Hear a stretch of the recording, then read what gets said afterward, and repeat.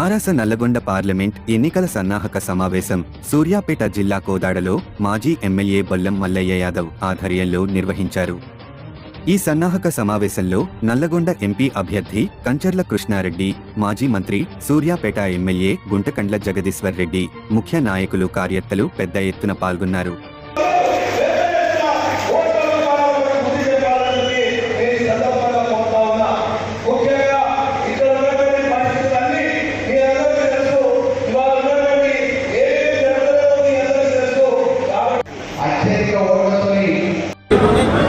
కేసీఆర్ గారు వచ్చి రైతు బంధు సమయానికి ఇవ్వండి, రుణమాఫీ చెయ్యండి, అదేవిధంగా బోనస్ ఇవ్వండి అని చెప్పేసి అడిగితే రైతుల కొరకు న్యాయమైన వాళ్ళ కోరికని వ్యక్తీకరిస్తే నష్టమైన పొలాలకు 25,000 రూపాయలు పరిహారం ఇవ్వండి అడిగితే మంత్రులు కావచ్చు, ముఖ్యమంత్రి కావచ్చు, బాధ్యత లేకుండా మాట్లాడుతూ లాభం ఇప్పిస్తాం, లేదా మేము 100 పెడతాం, 100 మీటర్లు 100 పెడతాం, గిండాలని మాట్లాడుతున్నారు.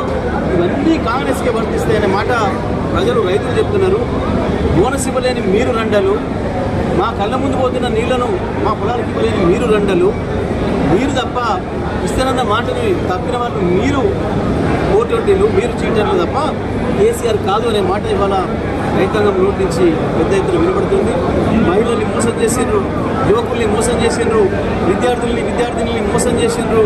ఒక వర్గమని వదిలిపెట్టకుండా ప్రతి ఒక్కరిని మోసం చేసిన కాంగ్రెస్ పార్టీని పొందబెట్టాలి, కాంగ్రెస్ పార్టీకి బుద్ధి చెప్పాలనే మాట ఇవాళ ప్రజల నుంచి పెద్ద ఎత్తున వినబడుతుంది.